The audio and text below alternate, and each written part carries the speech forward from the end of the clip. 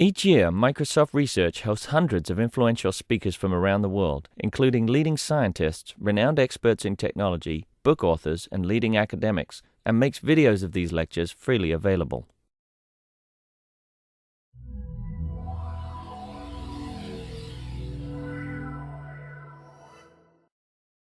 Last day of his current 4-day visit, and he's going to tell us something about crystal balls or how to predict the future or something like that.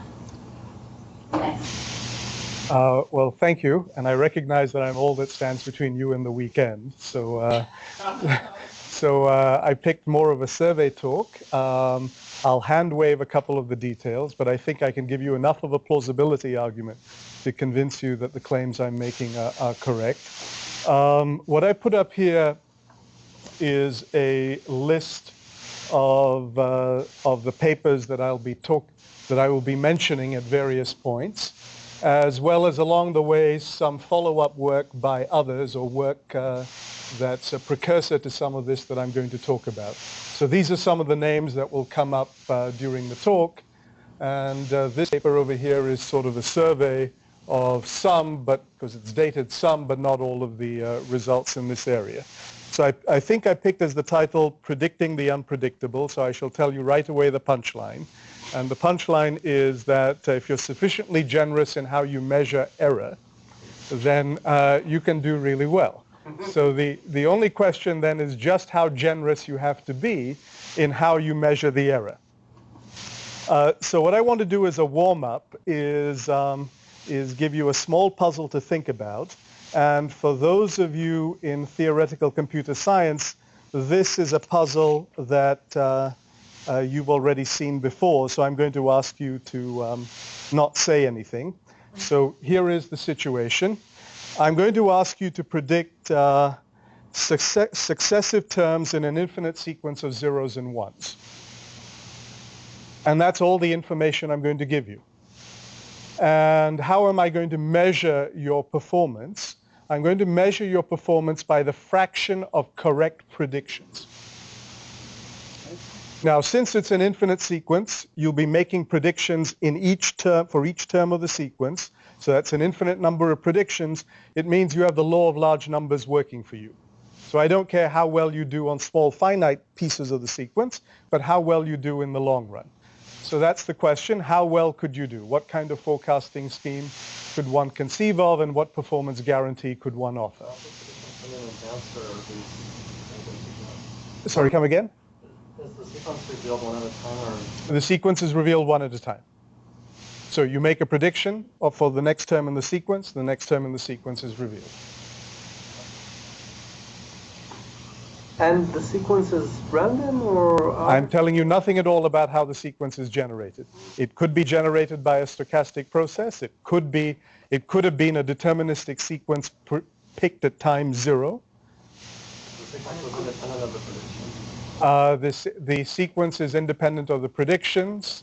So if you like, the person generating the sequence is not allowed to see, so I'll make it simple for the beginning, is not allowed to see what kind of forecast you're making. So they don't see your forecast before they pick the next term in the sequence. Well, they could do that between... Yeah. Yeah. Probably can do 1/2 and no better. Well, so this is the natural starting point, is to say, well, why don't I just randomize 50-50? If I randomize 50-50, over the long run, my fraction of correct predictions will be at least 50%. Okay? Now, it turns out one can do a little better. Okay? And what do I mean by a little better? I mean this. So some notation, hn is the fraction of ones up to time n. And here is the statement. There exists a randomized forecasting rule such that the fraction of correct guesses up to time n is at least the larger of these two numbers minus an error term that's going to 0 almost surely. Now, where's the almost surely coming from? Well, remember, there were no probability assumptions about the sequence. So this almost surely is with respect to the probability distribution used by the randomized forecasting scheme. Now, I said you can do a little better because notice what this is. This is the fraction of ones seen so far. This is the fraction of zeros seen so far. Now, if there happens to be a bias in the sequence, one of these is going to be bigger than a half, so that your performance is bigger than a half as n goes to infinity. Okay? So you can do a little better than just 50-50. Now, this is an example of what computer scientists call an experts theorem. And let me now give you a more general version of the statement that I just put up. So the situation is the following. You have a finite set of actions, 1, 2, 3, up to n, that you can take in each period. You can think of each of these actions as being an expert who you go to for advice about what to do. Now, if you take action I in period n, that's your gain that you're going to get, Gn of I. And the only assumption on the gain is that it's bounded. And the theorem is there exists a randomized rule such that the time average gain from using that rule is at least as large as the time average gain of the best of the rules minus an error term that's going to 0 almost surely. Okay. So the result I put up earlier is a special case of this with two experts. One expert that predicts 1 every time, and the other that predicts 0 every time. Okay? Now, the theorem, as I stated, is for a finite number of experts, and you should be asking what goes into the constant terms here. Well, the answer is the number of experts certainly plays a role in this constant term, because the more experts you have, the slower the rate of convergence is going to be, and that's not surprising, because you've got to collect enough data to be able to distinguish between the experts. Can you qualify this almost surely with respect to what? This is almost surely with respect to the randomizations used by your forecasting procedure. Okay. Now, what's the best dependence on t you can look at? Okay, the dependence on, so the answer is it's basically square root 1. So it's going to be, the epsilon t term looks something like this. A term that depends on the number of forecasters divided by the square root of t. Okay? And in a moment, I'll give you a hand wave, and you'll see immediately why it's the square root of t. Okay? Now, as I said, computer scientists call this the experts theorem, and it actually has quite a long history. And I unfortunately didn't have the slide where I have my list of all the different times this theorem has been proven. About 15 different times. The first statement and proof of this result was due to James Hannan, and that was in 1959. So let me tell you the way that Hannan formulated the problem. So Hannan had the following story in mind. You're about to play a zero-sum game repeatedly against an adversary. So what's a zero-sum game? It's just a matrix where each entry in the matrix represents your payoff. So Aij is the payoff to the row player from playing row I when the column player plays J. Now suppose for the sake of argument that the row player knows in advance the proportion of times that the column player will play strategy J. What should the row player do? Well, the answer is the row player should choose the row that maximizes their expected payoff. So I'm going to call that V of Y because that depends on the mixed strategy of the column player. Now, what Hannan asked was the following. Can the row player achieve a time average payoff that is at least V of Y without knowing Y ahead of time? So in other words, you're going to play the game an infinite number of times, and at the end of the day, we can look back and we'll see the realized proportion Y that your opponent actually used. And the question one will ask is your time average payoff close to V of Y? Okay. Now, if you think about it, the experts theorem says, yes, that's possible, because you think of each row as an expert, right? And the experts theorem says there is a way of randomizing amongst your rows so that the time average payoff of that randomized scheme is at least as good as the time average payoff from playing any one of those rows for the entire history of the game. Now notice, if your opponent happens to be playing their Minimax strategy, This gives you a proof of the duality theorem for zero-sum games, which is essentially the duality theorem of linear programming. Right? So these experts theorems are just are just really algorithms for linear programming in disguise. And in fact, if you look at many of them, they're basically a class of interior point algorithms for linear programming problems. They have very slow convergence, but the beauty of them is the following. They're really useful for linear programs which are lopsided, meaning linear programs where you have just for example, the number of rows is exponentially many in the number of columns. Then you can design these algorithms so that they only need to know how many columns there are. You don't have to worry about the rows. Now, I said this particular result of Hanan had been proved many times, so let me give you the history. Hanan has the first statement in 1959 with a proof, a very long one. 2 years later, David Blackwell showed that Hanan's theorem was a simple consequence of his approachability theorem. And if there's time, I'll tell you about the approachability theorem. It's one of those things, unfortunately, that's not taught as often as it should be. But it's really just a very powerful tool. And then after Blackwell proved it, apparently it was forgotten because the result was proved again by an Alfred Banyos in the Annals of Statistics. And then it was forgotten and proved again by Nimrod Megiddo in a paper in the International Journal of Game Theory. And then it was forgotten again. And there were a series of papers in electrical engineering which proved special cases, eventually culminating in the general result that I put up before due to Feder and I can't remember the co-authors. And this was in the context of universal coding. Within computer science, a special case of this was first proved by Manfred Vormuth and Nick Littlestone. And then there were a series of generalizations by the computer scientists culminating in, I think, the paper of Rob Shapiri, and independently another paper of somebody called Chung, where they have the general version of this theorem. And now, Truth in Advertising, my co-author Dean Foster and I are also guilty of reproving this result. But one thing I can say, and I'm going to talk about the proof that we have, and the reason why is our proof is different from everyone else's. Pretty much everyone else's proof works the same way. It uses something that game theorists call exponential fictitious play, or the computer scientists call exponential majority rule. These are both neat proofs, but they tend to disguise the connections to probability and statistics and that are actually hidden in here. Now, the other thing I should also explain is why on earth is this theorem, proved and lost so many times? The only answer I can give is if you actually look at the titles of the papers, there is no way on earth that you would ever see a connection between them. So, yeah.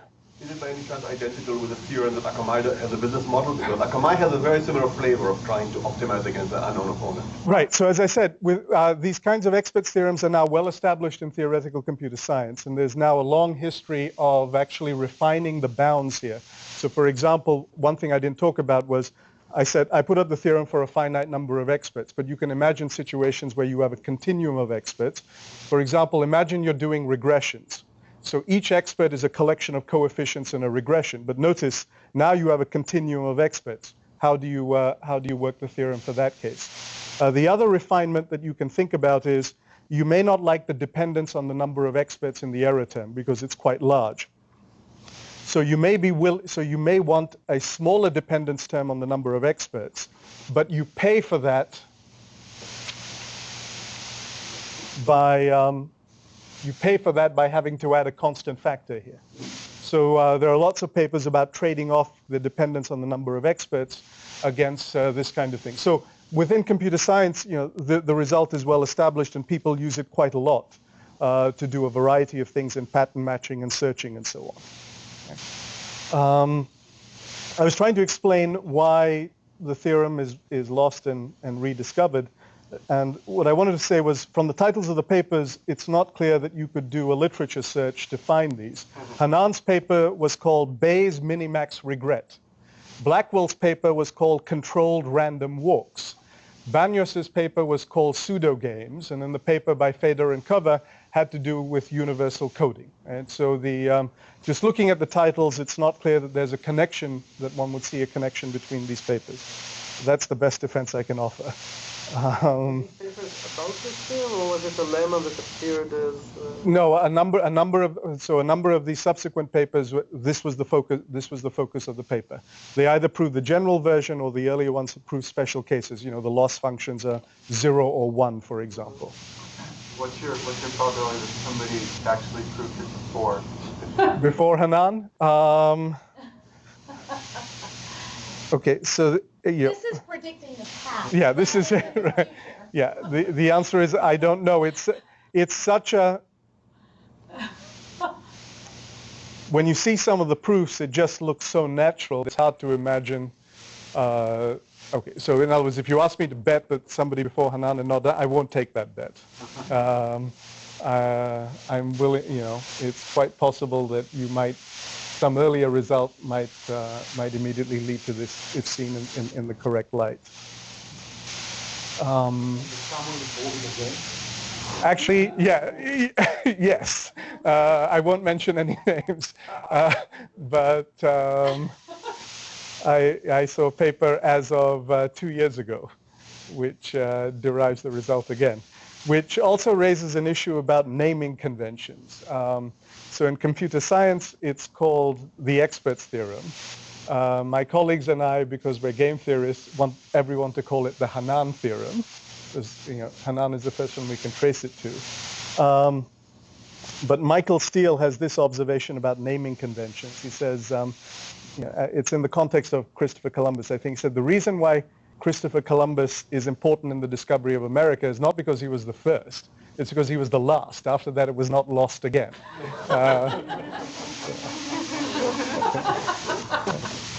Anyway, so let me give you a hand wave of at least the special case of this experts theorem. And this argument is due to Dean Foster and myself, and you'll immediately see the connection to things like the central limit theorem and so on. So here's our algorithm for this. So after some time n, I keep track of the fraction of ones you've seen and the fraction of zeros that you've seen. Look at the difference between these two. If it's bigger than order 1 over root n, then for n plus 1, predict whichever one has occurred most frequently. And if this difference is less than order 1 over root n, then randomize 50-50 with a slight bias in favor of the one that's appeared most frequently thus far. Okay? Slice, well, there's an epsilon, and then the epsilon sort of depends on the number of, the excess of the number of ones over zeros. Yes? You need a slight bias for this, or just give you a nicer lower bound? You need a slight bias for this. Yeah, I think it's not, yeah, I think we need a slight, it's been a while since I looked at it, but yes, we need the bias. So now let me tell you a statistic story for why this would be a very plausible thing. You have two experts, one always predicting 1 and the other always predicting 0. You would like to know which expert is better. So what does one tell students in a statistics class? Collect the sample means for the two populations. Compare the difference in the two sample means. If the difference in the two sample means is more than a standard error, then you can probably bet that the one with the higher sample mean has the higher population mean. So that's what we're doing here, right? This is the standard error for a sample proportion. And if the difference in the sample proportions is less than a standard error, well, you're supposed to not reject the null hypothesis, meaning you can't distinguish. So that's basically what we're doing here. So it's, in our view, sort of very natural sort of statistical rule. And this gives us the property that you want. And now let me hand... It's natural for predicting the past. It's... Now we're talking about how to get the next bit. Yes, I'm... I'm not saying it's Right. No, it's yeah. Oh, and I'm going to continue tricking you. Okay. But I'll offer a more serious response towards the end. Now, why should this scheme work? Well, think about it this way. Supposing your goal is to screw me up. So you're generating the sequence, and you're trying to drive my errors to be very big. Well, notice in this scheme, there's an easy way for you to drive my errors up. That's whenever I start predicting deterministically. Because notice, if this condition is true, then I predict deterministically whichever has occurred most frequently.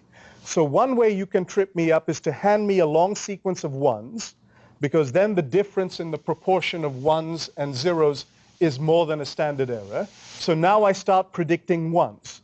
Now the catch is, how long can I, and then you start feeding me zeros instead.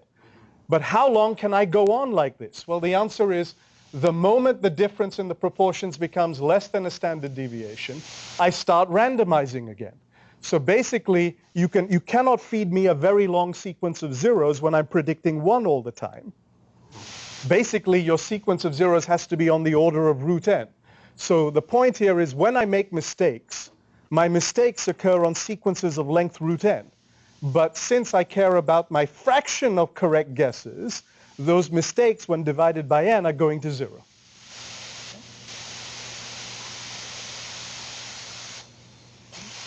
And now you can sort of see why there should be a 1 over root t dependence, because I've basically given you a disguised version of the simple proof of the central limit theorem. And so the other nice thing is, it's amazing to see that there's a connection between the central limit theorem and the duality theorem of linear programming. Okay, that's because, as I said, the Experts Theorem is another proof of the duality theorem. Now, what I want to do is consider now a more interesting prediction problem, which is, rather than ask you to predict whether the next entry is going to be a 0 or a 1, I'm going to ask you to forecast the probability that the next entry will be a 1. Now, this will be a reasonable thing to do if you believe that the zeros and ones are being generated by a stochastic process, because then asking you to tell me what the next entry is going to be is unreasonable. But now, if I... Can you back up for a minute? So if you were really claiming that you're giving a probabilistic proof of the duality theorem in terms of the central limit theorem, one might ask, okay, well, in special cases, you get all kinds of improvements of the central limit theorem with particular rates and stuff like that. And do you have, would you, but in the same way, be able to give some kind of improvement of the duality theorem with more information via probabilistic proof? This I don't know. Although there is a paper. Yeah. There. Well, the closest thing I can think of is a paper from a couple of years ago by Neil Young. And so again, this is one of those things where the Hanan theorem is in there, but the author doesn't recognize, where he was talking about probabilistic approaches to solving large-scale LPs. From the question you asked, this would be the closest thing that I could think of. That paper was for positive LPs. Right. Yes, so he uses this exponential smoothing. That exponential smoothing is an example of an algorithm for this Hanan, is one of the algorithms that people have offered as proofs for the Hanan theorem. Yeah, so that's for LPs with non-negative coefficients in the constraint matrix. Another way of viewing Neil Young's result is through conditional probability.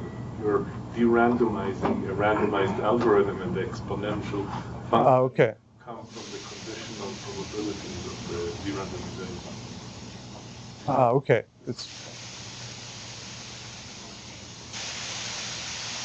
Okay, so going back to the question I'd asked earlier, I want you to predict the probability of the next entry being a 1, and that raises a difficulty. How do I measure the accuracy of your prediction? Because if you announce a 20% chance of rain and it doesn't rain, does that mean that the forecast was bad? Now, there have been a number of measures that have been proposed for measuring the accuracy of a probability forecast. I want to focus on one particular one and analyze it to the extent I can, and then I'll come back and talk about other measures of error for probability forecasts. Now, this particular way of measuring the error of probability forecast is called calibration. It's been around for a while. It's one of the measures used by the National Meteorological Service to assess the performance of their weather forecasters. And so I guess I'm from a business school, and we're always supposed to relate it to, do people actually use this? And the answer is, yes, people use calibration. And I'll show you some calibration curves. Okay? So first, let me give you an intuitive definition. And the intuitive definition is not precise. Then I'll follow it up with something more precise. Okay? So the idea behind calibration is the following. On all of the days that you announced a 10% chance of rain, on those days, it should have rained 10% of the time. On all of the days on which you announced a 15% chance of rain, on those days, it should have rained 15% of the time. Okay? So notice, I'm not looking at your average over the entire sequence. I'm looking at the entire sequence of rain and forecast. I'm picking out all the days on which you announced a 20% chance of rain. And on that subsequence, I want the relative frequency of rain to be close to 20%. Now, if every one of the forecasts that you ever made had this property, that whenever you announced probability P of rain, on the subsequence of days where you made that announcement, the actual frequency of rain was close to P, then I'm going to say that you're perfectly calibrated. Okay? Now, as I said, this is not a precise definition because it leaves open the following question. Supposing you announced a 12% chance of rain once in the entire history. How do I assess your performance there? Okay? So what I'm going to put up first is some notation to describe how you record a forecaster's calibration score, and you'll see from the definition how you take care of the difficulty that I mentioned. So you're predicting a 0-1 sequence. Parenthetically, all of the results that I will now describe apply to more than just predicting binary sequences. Any finite number of states will do. So xt is the tth entry in that sequence x. F sub t is the forecast that you make at time t, and your forecast lives in some set A. So you want to think of the set A as being the numbers 0.01, 0.02, 0.03, 0.04, all the way up to 1. Okay? Now, what are the things that I want to record? Well, I want to record the number of times up to time t that you forecast P. So that's what I have here. This is the characteristic function. 1 if that event happens, 0 otherwise.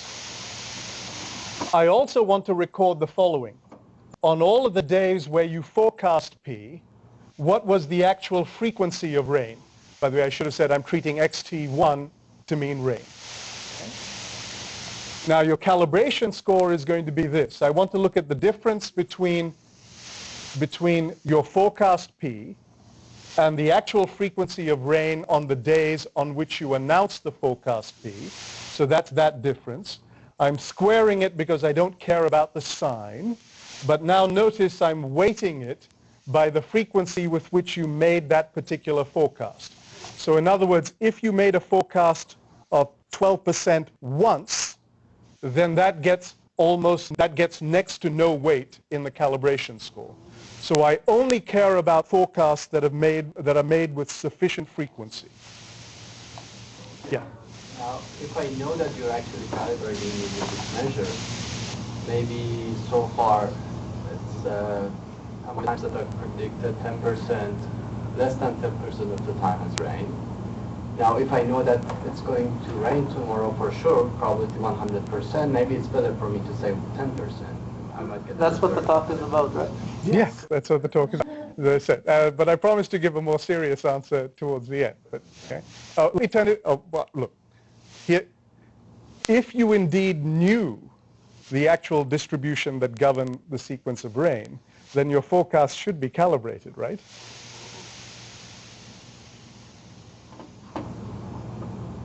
Well, that's one optimal state. Yeah. If the forecasters get stupid and predict probability to 4 and 5 and 6 significant figures, you'll have to be clever to aggregate the numbers because essentially a number will never repeat. And yet, that's right. To make such forecasts. Yeah. So right. So so you're right. In terms of measuring actual forecasters, you've got to limit the set of limit the set of numbers that they choose their forecasts from, and that's why I said forecasts are picked from some set. But to point out something else, if the sequence would be random, 50-50. Yeah. Someone clairvoyant who knew the sequence and someone who said 50% all the time would get the same calibration score. Very good. So one is useless and the other is the most you can hope. I agree entirely. So here is another example. Suppose the sequence is that. And if you announce 50% in each period, you're calibrated with respect to that sequence, right? So you can certainly come up with combinations of outcomes and forecasts where being calibrated doesn't look so fantastic. And people who measure probability forecasts recognize this and don't just rely on calibration. Okay? But as I said, I'll try to give you a serious answer to the legitimate objections that you're raising. What I want to do now is actually show you some calibration curves. Yeah, go ahead. Is there anything extra you can say to justify squaring that term, or? No, the answer is you could have put absolute values here. You could have put fourth powers here. Nothing in the analysis really depends on that. And yeah. The reason I picked the squared term is there is a measure of forecast error known as the Breyer score. And the Breyer score can be rewritten as the sum of two different terms. One term is exactly this, calibration, and the other is another term which is called refinement. And if you ever see the formula, you'll recognize it's analogous to the formula in variance. It's about the variance of something is equal to the variance within group, and the cross group variance term has the same flavor. And that's why we picked this, but there's really nothing special about the square. I want to tell you about calibration curves, and what a calibration curve is this. I'll have a coordinate axes here, and on the horizontal I'm going to plot the p's that you forecasted, and on the vertical I'm going to plot these rho TPs, in other words the realized frequencies on the subsequences where you announced a probability p. Now if you're perfectly calibrated, then those dots should line up on the 45-degree line. So here are some calibration curves. These are from basketball players of college teams who were asked, what's the probability that you will succeed in making a particular shot? So, for example, when they feel they have a 60% chance of making it, they only make it about, on those subsequences, less than 40% of the time. Okay? So this would be an example of a population that is not well calibrated, because their forecasts are not sitting anywhere on the 45-degree line. Actually, I have another one. I didn't have it with me, but it's about asking physicians to estimate the probability that a collection of symptoms would lead to pneumonia. The calibration curve looks like this. So, in other words, when they announce you have a 100% chance of pneumonia, the chance that you have pneumonia is less than 10%. Now, you can probably explain it away by saying, well, what's the downside of treating you for pneumonia when you don't have pneumonia? But people have done these experiments where there is a side effect from the treatment, so that the physician has to be careful. Here's another one that I rather like. In this, subjects are asked a general knowledge question. Yeah, go ahead. You live done in a country where there are plenty of malpractice lawsuits? The study that I'm aware of, I think, was done in the U.S. Yeah.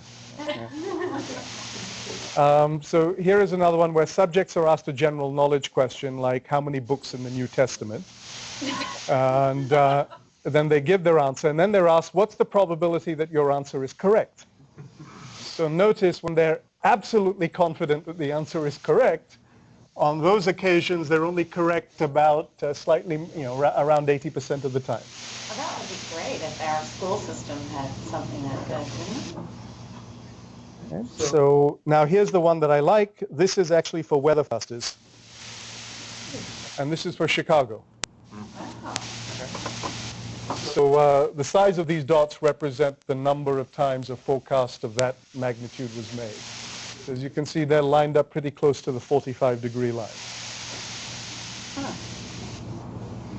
How unpredictable is Chicago's weather? No, you want variability. Chicago has variability. You can keep those variability along the line. Here everything is concentrated around the 20%. Get those 20% chance of whatever it is there. Right. So you're right. If you look, there's a whole chunk of forecast down here, but notice up here they're not doing too badly, right? Even though they appear But these curves are generated for lots of different cities, and so and they're all very much have this. So pick whatever your favorite city is. Actually, is that calibration really doesn't mean anything, right? Yeah. So yes, you've actually taken away my punchline. So no, that's okay, because I was going to comment on what I think of as an interesting sort of cultural divide between economists and engineers when I presented this. So first, I should tell you what the theorem is. So the theorem that Dean Foster and I have is the following. There exists a forecasting procedure which, with high probability, is perfectly calibrated, no matter what the sequence it is that you're predicting. So the engineer's response is, this is fantastic. We get something for nothing. The response of the economist is, well, if you're getting something for nothing, there's got to be something wrong. And the something wrong must be with this measure of calibration. So maybe this is not such a good measure because you can achieve it. Okay. So some of my co-authors are divided on this. So some of us have tried to work to strengthen the result, and I'll describe some of the strengthenings, and then from there you can decide for yourself whether calibration is such a terrible idea or not. But it raises some questions about how to assess the accuracy of a probability forecast, and also suggests some connections with Kolmogorov complexity and the Pear-Martin-Loaf tests of randomness. So these I'll get to. So as I said, the theorem is that there exists a forecasting scheme such that for all sequences and t sufficiently large, you give me any epsilon, I can make the calibration score to be less than epsilon with probability 1 minus epsilon. Actually, the statement is almost sure. In other words, in almost all sequences, the calibration score is going to be sufficiently small. Now, in the time that I have, I'm not going to be able to give you a proof that actually describes what the algorithm is. There are a number of proofs of this result now, and the nicest one, again, makes use of David Blackwell's approachability theorem. So the proof of David Blackwell's approachability theorem is, in effect, an algorithm for this. What I am going to give you is a hand wave to show you that this is plausible, and that hand wave uses the Minimax theorem of zero-sum gains. So what I want you to do, and this argument is due to Serge Uhart. So this is really an argument about the existence of a procedure. It doesn't really give you a procedure that you could use. So here's the setup. You have two players, forecaster and nature. Nature chooses 0-1 sequences. How long are the 0-1 sequences? Let's make them sufficiently long so that in the end everything will be smaller than epsilon. Now, what does the other player, forecaster, do? Forecaster chooses sequences of forecasts. So I want you to imagine a huge zero-sum game. For the columns, that's nature. That's all 0-1 sequences of length n. So that's 2 to the power of n pure strategies that nature has. And for forecaster, it's even more because it's all sequences of forecasts that you make where the forecasts come from a finite set A, which could be sufficiently finely diced so that, again, everything is going to be smaller than epsilon. Here's what A looks like, where K in the end will be chosen sufficiently large. Okay? Now, if nature chooses a sequence and the forecaster chooses a sequence of forecasts, there is a payoff. And what is the payoff? The payoff is the calibration score of that particular forecast with respect to that particular sequence. Okay, so the entries in the payoff matrix are the calibration scores. Okay. So here's how the argument goes. Supposing I told you nature's mixed strategy over the columns. So I told you how nature was randomizing over all sequences. Well, once you knew that randomization, you could work out the conditional probability of the next item in the sequence being a 1 or a 0. Agreed? So I'm telling you that, with this probability, nature is choosing this sequence. With this probability, nature is choosing this sequence. So given those probabilities, you can work out what's the probability of seeing a 1 in the 7th position. Well, given that, here's the way you should forecast. Round that probability to the nearest I over k. Why? Because I'm limiting you to choosing forecasts in this range. So notice what I've said. I've said if you knew nature's mixed strategy, you would have a forecast that would be pretty close to accurate, right? Because you basically take the actual conditional probability and round it to the nearest thing in sight. And then it's not hard to see that if you did that, your calibration score has to be small. Why is that? Well, I put up the expression for calibration. Here it is. Now, every time you make a forecast of j over k, why did you do that? Well, the answer is because nature's conditional probability of a 1 in that period was close to j over k. How close? Well, it must have been close enough for you to pick j over k. In other words, it must be less than, that difference must be less than 1 over k. So that means these things over here are all less than 1 over k, and by the law of large numbers, remember n is sufficiently large, this thing has to be less than 1 over k. Right? What's the difference? This is the actual frequency of 1s whenever you announced a forecast of j over k, but you announce a forecast of j over k when nature is going to choose 1 with a probability close to j over k. So if n is sufficiently large, by the law of large numbers, this should be close to q, and so this is less than 1 over k. Add that up and choose k sufficiently large, this is less than epsilon. So now what have I just done? What have I just showed you? I've said that for every mixed strategy of nature, you have a best response that gives you a calibration score of less than epsilon.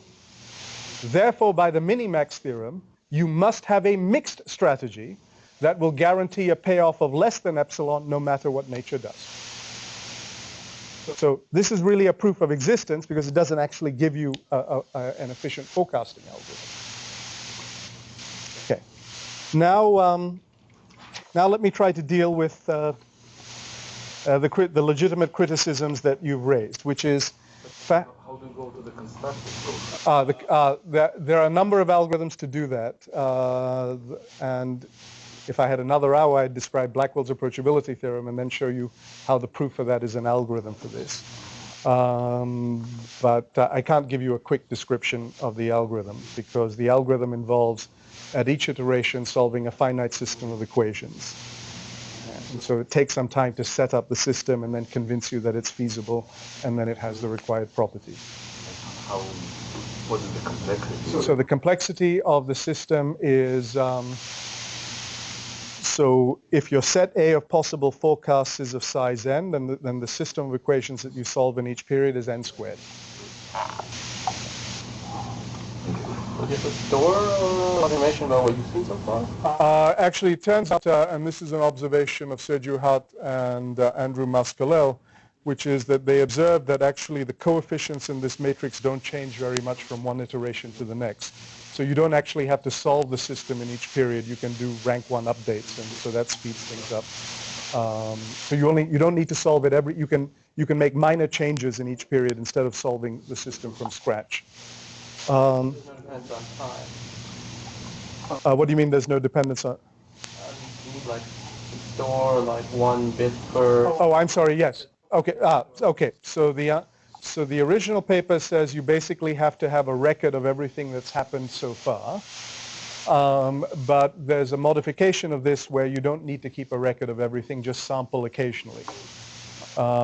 In fact, what I didn't tell you about was that there's a following modification of the Rhoni theorem due to Dean Foster and myself, which also works in this situation. In the Rhoni theorem, you need to know what the gain would have been from any expert you had chosen, and from every expert, whether you had chosen them or not. But you could imagine situations where if you don't choose that expert, you don't know what the gain is going to be.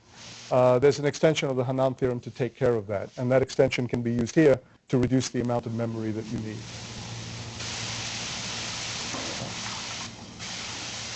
Okay.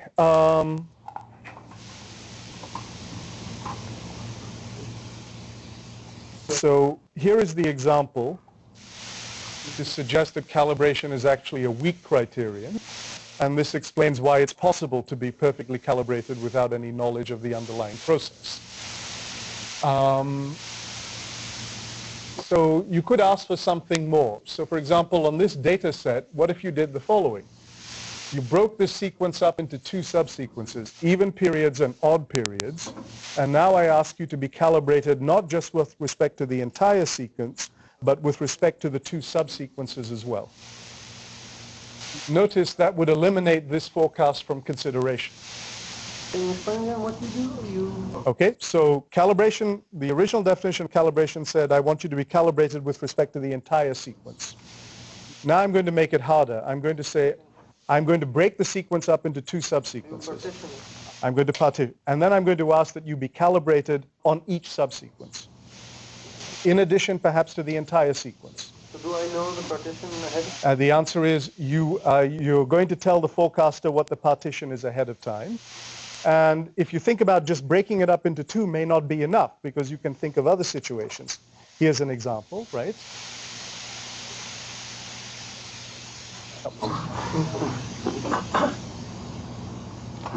Supposing these are the outcomes.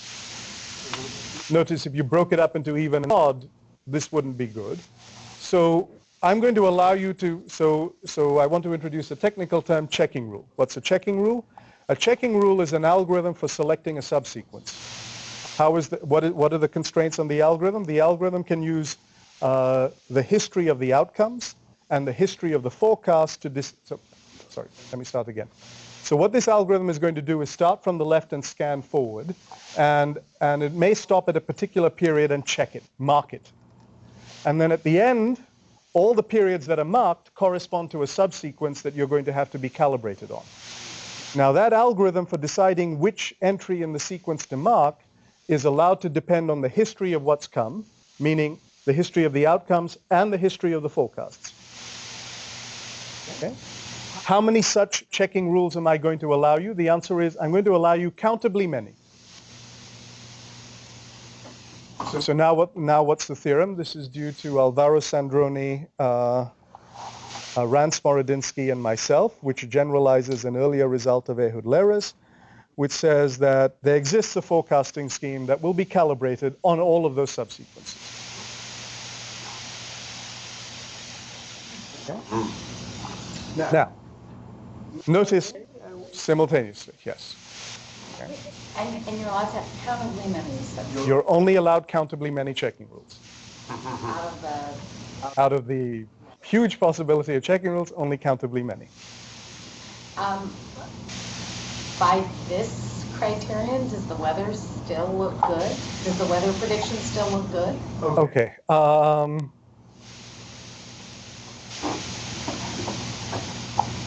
Okay, so first let me offer the criticism of this result, and then I'll offer you my defense, which is not shared by some of my co-authors, right?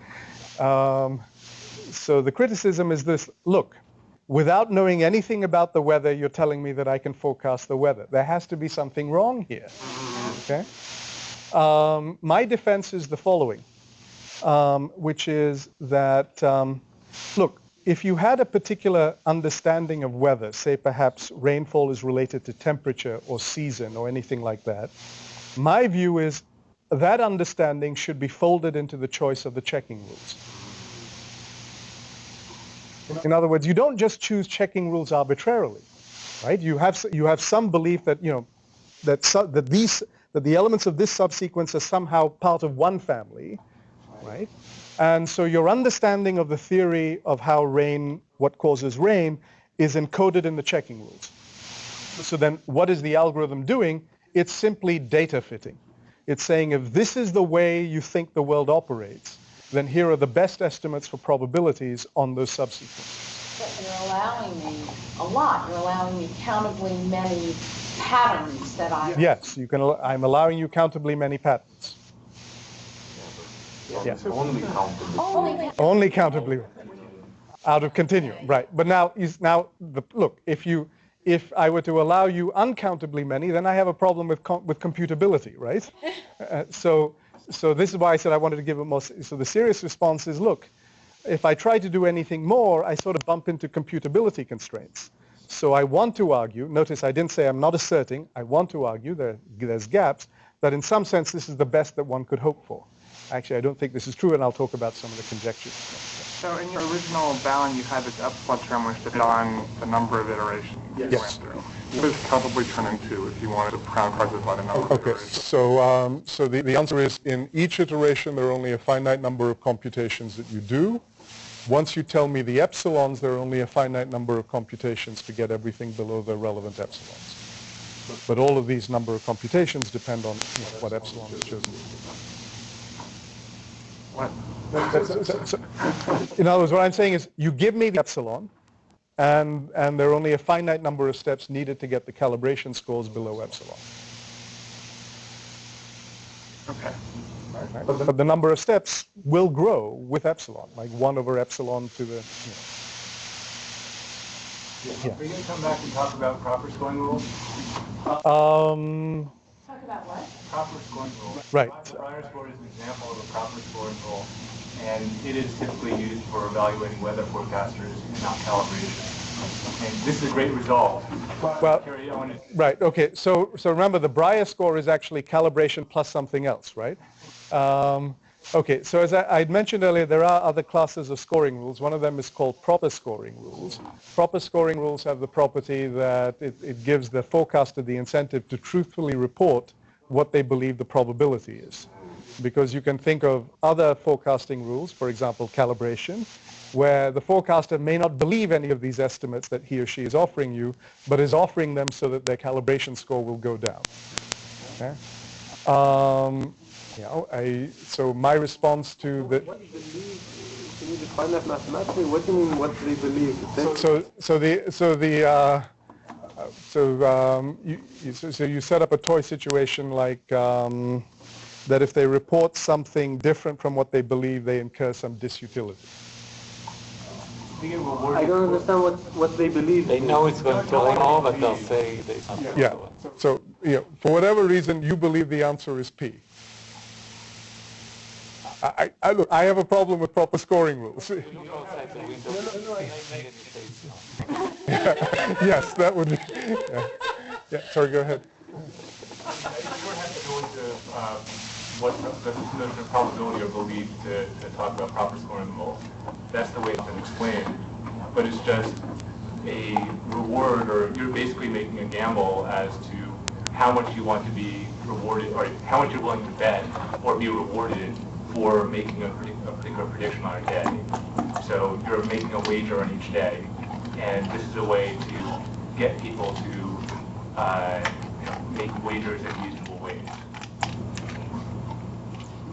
Yeah. So the other comment about the weather forecasting is that suppose you're perfectly calibrated and you tell me the probability of it raining, and I make a decision whether to bring the umbrella or not. You're not helping me, right? No. So if you're perfectly calibrated, then I would say that what you do is you best respond with respect to the calibrated forecast. So going back to the predicting zeros and ones in the Hanan setup, here's another way to derive the Hanan theorem. Make a calibrated forecast of whether the next entry is going to be a 0 or a 1, then make the prediction of whichever one has the higher probability. If you do that, you will get the Hanan result. But that is a particular, but there are other ways of being calibrated, right? Right. You can generate multiple calibrated. There are many different forecasts that would be calibrated with respect to the same data sequence. Right. They could be, they could be maximally uninformative to me as an umbrella carrier. Well, this is why you might want to think about checking rules, right? So the checking rules eliminate some of the uninformative forecasts. Why? Because, look, the basic concern is calibration doesn't seem to pick up patterns in the data. Right? But what I'm saying is if you suspect there's a pattern in the data, give me a checking rule. Only countably many, and that's otherwise you bump into the computational constraint. But so what if the forecast depends on some external variable? Right? You're telling me that I can somehow put patches on past data to make sure that aligns well with my external observable. Right. So I don't see the problem. So the idea of the checking rule is that you want to make sure you're calibrated when the wind is above something and the pressure has dropped. Yes. Dramatically. Yes. Right. So I think of this as a way to smooth your forecasts after the fact. So the following would, if I understand correctly, would not be the difference checking rule. I don't know how the forecast was different from register. So I forgot to say that you must have the following property in the checking rules, that they have to be active infinitely often. In other words, you can't have a checking rule that is active only in period 5 and then. The checking rule has to look only at the past. Is only allowed to look at the past history of outcomes and the past history of forecasts. Okay, so what I'd really like to do is, I'm especially interested as an umbrella carrier in days when the weather changes. Yes. So I said, let's just look at the days when weather was different than what was the day before. That's not. That doesn't. No. You could encode that, right? Because you're saying the checking rule would be whenever there's a flip from a 0 to a 1. But then I didn't understand. When I reached the flip from the 0 to 1, I've only seen the 0. Oh, okay, right. So your checking rule cannot depend on what the outcome is in the next period. It's always the past. Okay, so the checking rule I just suggested would not be would not be legitimate. Now, one thing it might seem like but right. So here is you could ask, well, just supposing you could pass all checking rules, what would that mean? If you had a forecasting rule that was calibrated with respect to all checking rules, what would that mean? That would mean that your forecast would have the property that it's merging in the sense of Blackwell-Dubins, meaning that at a sufficiently distant date in the future, your forecast is exactly equal to the conditional probability of the underlying process. Now that's, I think, the kind of guarantee you want, because now I'm telling you something about what my error will be. You had to decide whether or not to use your umbrella on that certain date in the future. Right. Because now I'm giving you a guarantee about what my error will be in the tomorrow, right? This is all. You're not telling which tomorrow. Yeah. Right. So if you could pass all checking rules, then you get everything that you want, and so that sort of seems unattainable. But now this question of, is calibration good or bad? Let me turn it around and let's ask the question this way: what would be a good way to test a forecaster? Okay. So I'm going to require two conditions. Condition one is that the test has to be finite. In other words, after a finite number of rounds, it has to come back with pass or fail. So you can't give me tests that say, look at the entire infinite sequence and then make a decision. Right? The second condition I'm going to require of the test is that if somebody actually knows the distribution, then the test always passes them. Okay? So here we have a theorem of my colleague Alvaro Sandroni's. If you had any test that satisfied those two conditions, there exists a forecasting method that will always pass the test, which doesn't require any knowledge about the underlying process. So it's conditional. If there was such a... So assume such a test exists. For any such test, there exists. Yes. So now calibration is one example of such a test, right? Because if you actually know the distribution, you'll show up as being calibrated. Would that use a similar argument to it uses basically the same Minimax argument. There are a couple of caveats because now you're working in the space of, this abstract space of tests, so you need the fan Minimax theorem, so you have to check for continuity, and this is where the condition on finiteness becomes very important. Yeah. So I'm sorry, I'm stuck on the forecasting thing. So the problem there isn't saying yes, no to a forecaster, but rather it's taking a group of forecasters and choosing the best one. So the problem of choosing the best forecaster amongst a set, that's much easier. So that I agree with. So the situation here involves and the situation that I'm conceiving of here is that there's just one forecaster in front of you, and you have to decide whether to accept or reject them. Now, this question of assessing a probability forecast, I now want to argue, well, look, this is a lot like testing for random number generators, right? Because what is a probability forecaster doing? They're saying, I believe the underlying distribution is mu. And then you're trying to check, given the observed data, whether mu is a reasonable forecast. Now, what's happening with testing a random number generator? I tell you that the sequence is generated according to the distribution mu. You turn the sequence on, you look at the outcome, and then you ask whether that's consistent with the sequence being generated by mu. So it's, to my mind, essentially the same question. So you could look at Per Martin-Löf and his class of tests for random number generators. And if you look at the finite versions of it, then the Sandroni theorem applies. So one question would be, well, I'm getting away from myself. Let me just say that so the Pear-Martin-Loaf test for random number generation suggests a class of tests for forecasting that might be worthwhile examining. And so I'll just leave it at that. The added feature that this brings that people have not considered before is computational constraints on the design of the test. Okay.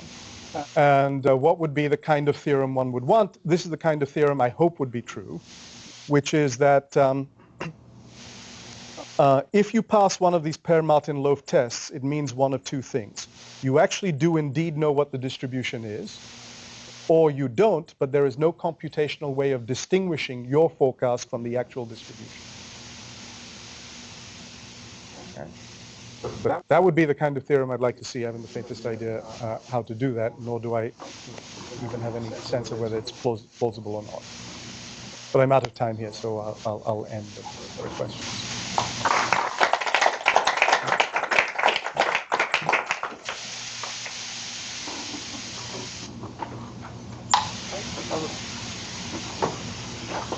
So suppose the way that nature works, that every day